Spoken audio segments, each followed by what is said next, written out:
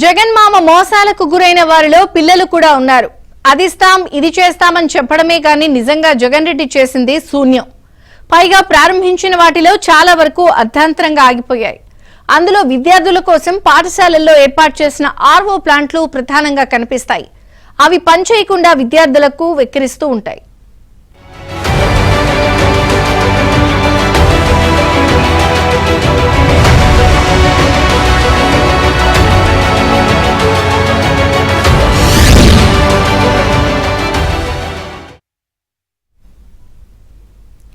నిన్నటి వైసీపీ ప్రభుత్వ అనాలోచిత నిర్ణయాలు, వైఫల్యాలు నేడు విద్యార్థుల పాలిట శాపంగా మారుతున్నాయి.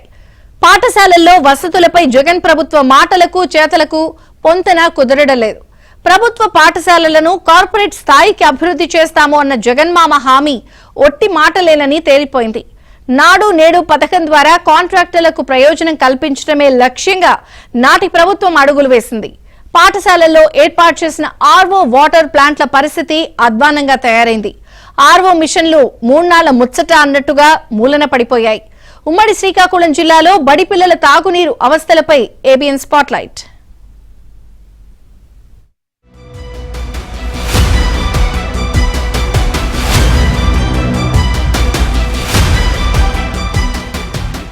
ఉమ్మడి శ్రీకాకుళం జిల్లాలోని ప్రభుత్వ పాఠశాలల్లో ఏర్పాటు చేసిన ఆర్వో వాటర్ ప్లాంట్లు అలంకారప్రాయంగా మారాయి. విద్యార్థులకు శుద్ధమైన మంచినీటిని అందించే లక్ష్యంతో ఏర్పాటు చేసిన ఈ పథకం ఆరంభ శూరత్వంగానే మారిపోయింది. గత వైసీపీ ప్రభుత్వంలో ప్రభుత్వ పాఠశాలల్లో మనబడి నాడు నేడు క్రింద పెద్ద ఎత్తున ఆర్వో ప్లాంట్లను ఏర్పాటు చేశారు. అయితే నాణ్యత లేని ఆర్వో మిషన్లు అమర్చడంతో ఈ పథకం ఆదిలోనే నిర్వీర్యం అయిపోయింది. చాలా చోట్ల ఇప్పటికే ఆర్వో ప్లాంట్ల మిషన్లు మూలన పడ్డాయి.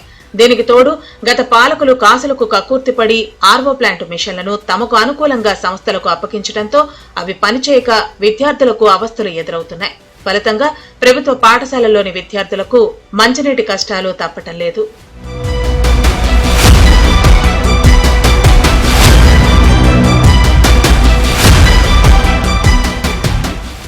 ఉమ్మడి శ్రీకాకుళం జిల్లా వ్యాప్తంగా చాలా ప్రభుత్వ పాఠశాలల్లో ఆర్వో ప్లాంట్లు అలంకారప్రాయంగా మారాయి. విద్యార్థులకు స్వచ్ఛమైన మంచినీటిని అందజేయాలనే ఉద్దేశంతో ఏర్పాటు చేసిన ఈ ఆర్వో ప్లాంట్లు లక్ష్యానికి దూరంగా ఆగిపోయాయి.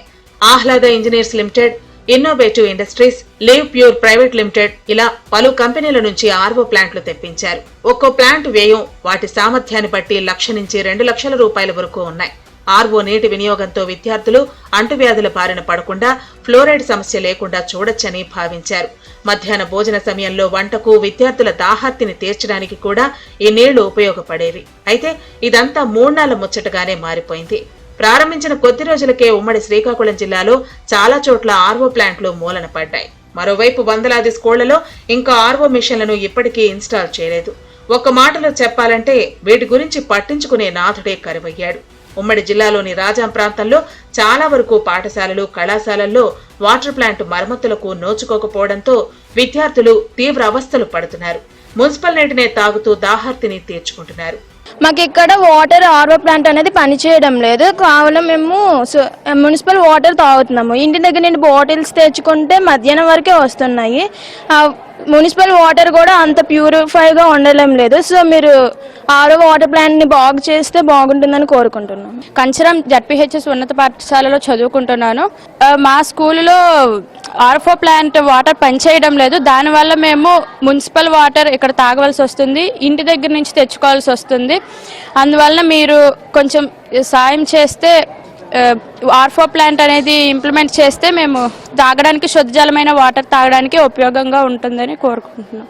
స్కూల్స్ లో ఆర్వో మిషన్లు ఇన్స్టాల్ చేసిన కంపెనీలు ప్రభుత్వం మారిన వెంటనే వాటి నిర్వహణ బాధ్యతలను గాలి కొదిలేశాయి. ప్లాంట్లో సాంకేతిక పరమైన సమస్యలు ఎదురైతే సదరు కంపెనీల టెక్నీషియన్లు వచ్చి మరమ్మతులు చేసి సమస్యలను పరిష్కరించాలి. కానీ చాలా చోట్ల ప్రధానోపాధ్యాయులు ఫోన్లు చేసినా సంబంధిత కంపెనీల యాజమాన్యాలు స్పందించకపోవడంతో వాటర్ ప్లాంట్లు నిరుపయోగంగా మారాయి. జిల్లా స్థాయి విద్యాశాఖ అధికారులు కూడా పట్టించుకోకపోవడంతో ఆర్వో ప్లాంట్లు స్కూళ్ల ముందు దిష్టి బొమ్మల మాదిరిగా దర్శనమిస్తున్నాయి. ఫలితంగా ప్రభుత్వ పాఠశాలల్లో విద్యార్థులకు తాగునీటి కోసం ఇబ్బందులు తప్పటం లేదు. సంవత్సరాల తరబడి ఆర్వో ప్లాంట్లు బాగు చేయకపోవడంతో వీరంతా ఇళ్ల నుంచే తాగునీటి బాటిళ్లను తెచ్చుకుంటున్నారు.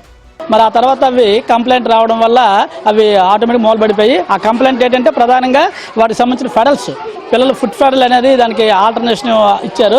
ఆ ఫెడల్స్ పని చేయడం వల్ల వాటర్ అనేది లీకేజ్ అయిపోవడం వల్ల ఆ వాటర్ రాక మేము అప్పటి నుంచి కూడా అవి వాడడం లేదు. కాబట్టి మరి టెక్నీషియన్స్ కూడా ఈ విషయంలో చాలాసార్లు మేము గ్రీవెన్స్లో పెట్టాం నాడు నేరులో భాగంగా.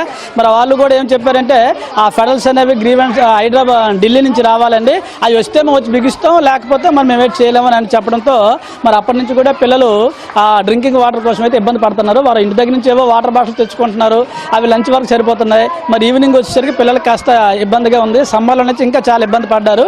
మాకు వాటర్ ఆర్ఓ ప్లాంట్ ఫేజ్ 1లో వచ్చిందండి. కొద్ది రోజులు పనిచేసింది.